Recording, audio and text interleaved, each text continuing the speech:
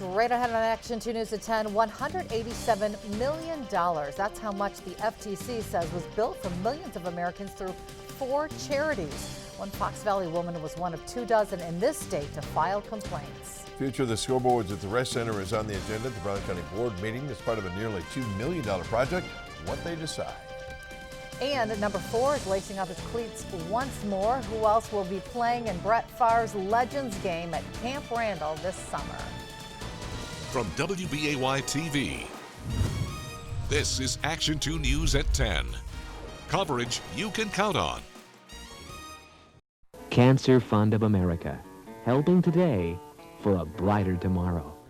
Allegations of a startling scheme, millions of Americans contributing their money to charities claiming to help cancer patients, and now a handful of charities are at the center of a massive federal lawsuit. Good evening, thanks for joining us tonight. The Federal Trade Commission and other state officials accuse 4 charities of misusing $187 million in donations from Americans in all 50 states, millions of people giving an average of $20 in donations. The FTC says several charity executives filled their own pockets using donations to fund personal trips like cruises and jet ski outings, and using charity credit cards to dine at places like Hooters. The charities include the Cancer Fund of America, the Children's Cancer Fund of America, Cancer Support Services, and the Breast Cancer Society. State Consumer Protection says 25 Wisconsinites filed complaints against 3 of the 4 cancer charities, 16 against the Breast Cancer Society, 6 against the Cancer Fund of America, and 3 against the Cancer Support Services. A Fox Valley woman was among those who filed a complaint. Jason Zimmerman has the latest in a consumer alert. After receiving a phone call for money benefiting the Breast Cancer Society, Laura Hefner of Appleton had a feeling something wasn't right. It was kind of high pressure, and they wanted a charge card, and I'm like, I'm not giving you my charge card. And they pressed for more money. I said, I will give you $10. And so then I got my envelope in the mail to pay, and I'm like, I'm going to check this out on the computer, which was really easy. I went to my computer and found out right away it was a scam. Hefner was one of 25 people in Wisconsin to file complaints against the 4 different charities now accused of scamming $187 million over the course of several years from unsuspecting donors. While she pledged $10, she never mailed it in. Here at the Better Business Bureau, it's recommended that charities be checked out online. You can do so at their website or at give.org. Both should provide feedback. In 2 of those cases, they would have seen that the charity is not disclosing any information about them. They're not being very transparent. That would have been a big red flag if I were a donor and saw that. While Hefner didn't lose any money, she felt bad for those who did. That's what made me decide that I had to inform the state, because people like that need to be stopped. Reporting in Appleton, Jason Zimmerman, Action 2 News. The Better Business Bureau gave us some questions you should ask when considering whether to donate to a charity. We posted those on our website, WBAY.com.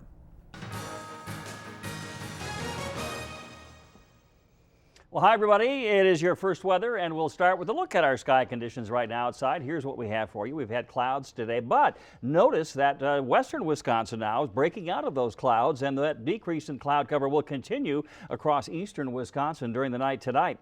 The temperatures right now are still quite mild in contrast to this time last night. 45 Antigo, 44 Rhinelander. It's 48 in Appleton, as well as 48 degrees in Sheboygan right now. And taking a peek at your day tomorrow, we will find that we'll have some sunshine in the morning. We'll have a few more clouds and a chance for some spotty showers moving through during the afternoon hours. We're looking for a high around 70. Thank you, George. The Brown County Board of Supervisors is debating whether to spend $1 million for new scoreboards at the Rest Center, part of a nearly $2 million project. Ellery McCardle joins us now live from downtown Green Bay with more on the issue. Ellery. Supervisors agree that something needs to be done with these scoreboards, but the issue has been over exactly where that $1 million will come from within the county's budget. Leaders at PMI say it's simple. The Rest Center is the newest arena in the state of Wisconsin, but it has the oldest scoreboards. They're 13 years old. This issue also has to do with a contract between PMI and UWGB. As of April of this year, UWGB, until now, they can still pull their men's basketball games from the Rest Center if they want to, because under that contract, something had to have been done with these scoreboards by April 1st, but clearly that's not the case. PMI says they have been cautiously optimistic about this issue. People say that they've got newer TVs in their basement that are 50 years old that look better than what the scoreboard does. When people say that to Terry Charles of PMI, he knows they're joking, but not really. He knows the scoreboards and control room at the Resch Center are outdated. It's been around a long time. It's hard to get parts for it at this point because it is that old, and it just is basically a below average experience for our customers. The project would get split funding. PMI would pay $400,000. The Stadium District Board has pledged $450,000, and that remaining $1 million is up to the county, which owns the Resch. UWGB spokesperson Christopher Sampson says the Resch can hold double the amount of people than the Cress Event Center on campus, and that's one reason the Resch is the university's first choice. On balance, the Resch Center is a great home for men's basketball, but long term, the county has to be willing to maintain the facility and keep it at the cutting edge, because that's what the entertainment market, what the ticket buyers expect nowadays. UWGB says there are many factors that would go into their decision if they were to pull their men's basketball games from the Resch. It wouldn't just come over this scoreboard issue. PMI also says there's a timing factor here. They really only have 2 weeks at the end of the summer to put in those new scoreboards if they're approved. And if they're not approved and put in by the end of the summer, they would probably have to wait until next year to put those in. I'm going to go back upstairs and see what the latest is and what the county has decided. They're still debating right now, and we'll keep you posted online at WBAY.com. Reporting live in Green Bay, Ellery McCardle, Action 2 News. Thanks, Ellery. New development in downtown Appleton has been approved by the City Council. The extension of a lease agreement for the red parking ramp and skywalk approved tonight by a unanimous vote. It was requested as part of a deal to sell the Radisson Paper Valley Hotel in downtown Appleton. The sale to Inner Circle Investments was announced last night. With tonight's vote approved, that sale could now close in about 2 weeks. Action 2 News has learned that the Brown County District Attorney is now reviewing a report from the Department of Criminal Investigation looking into an officer-involved shooting in Green Bay. 30-year-old Joseph Biegert was shot and killed by officers in February during a struggle at the Plymouth Lane apartment. Green Bay officers Matthew Dunn and Brian Krieger were called there for a welfare check on Biegert. Police say Biegert then stabbed Dunn in the arm. Officer Krieger was also injured in that attack. Investigators say both officers fired at Biegert to stop the threat. Both officers were put on administrative leave while DCI investigated.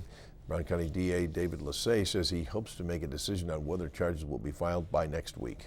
Republican lawmakers are demanding an apology from a Democratic state senator tonight over her comments equating cutting education funding to raping children. Years, individuals who sit on this committee and in this building have known that they have been raping the children of MPS. Milwaukee Senator Lena Taylor made those comments last night at the Joint Finance Committee about the level of funding Republican lawmakers are committing to public schools in the next 2-year budget. Fellow committee member Dale Kuyenga took immediate offense. This is the second time in the conversation we've had on these issues, one publicly in UWM and now here. We use the word rape. So, I just find that sick. It's absolutely sick. I just find it sick. A spokesperson for Senator Taylor spoke with our sister station in Madison, saying she does want to clarify her statements and added that the senator herself is a survivor of rape and does not take the issue lightly. Well, the budget is debated next month. Republican state lawmakers say they hope to pass a bill that bans abortions after 20 weeks of gestation. Senator Mary Lazich and Representative Jesse Kramer say they introduced the measure today with more than 30 co-sponsors. Under the bill, doctors who perform an abortion after 20 weeks in non-emergency situations could be charged with a felony. You could face up to $10,000 in fines or 3.5 years in prison. The bill does not provide an exception for pregnancies conceived from rape or incest. Governor Walker has said he would sign it. New information on a recent security breach in Washington, D.C. The Florida man who landed a gyrocopter on the U.S. Capitol's grounds is now facing 6 charges that carry up to 9.5 years in prison. A grand jury indicted postal carrier Douglas Hughes today. He was arrested back in April when he landed on the Capitol's West Lawn. He said his flight was meant to call attention to the influence of money in politics. The stunt also led to a congressional hearing on the Capitol's security. Hughes is scheduled to appear in federal court tomorrow. Brett Favre is lacing up one more time to play in Wisconsin, but not here in Green Bay. In July, Favre will be playing in and hosting A Legends game. It's a flag football matchup at Camp Randall. It's being held July 19th, the day after number 4 is getting inducted into the Packers Hall of Fame. Favre will lead a team of Packers greats that will take on a team of NFL All-Stars. Favre has lined up teammates like Frank Winters, Mark Chmura, and Javon Walker to play with him once again. I think it will be fun. I think it will be really exciting to be back out with not all teammates, but as many that choose to play. It'll be an opportunity, and maybe the last opportunity to kind of relive the our fun times together. Tickets will go on sale June 3rd at 8:30 in the morning and will cost between $34 and $55. 4 pack ticket packages will be available for $112. A portion of the proceeds go to Favre for Hope, benefiting several charities. For more information on where you can get those tickets, head to our website, WBAY.com. High temperatures today across Wisconsin, a lot of 50s, some lower 60s, and in just a couple of minutes, I'll be back with a look at tomorrow's high temperatures. From WBAY TV, Bill Jartz and Cammie Rapson, this is Action 2 News at 10. Coverage you can count on.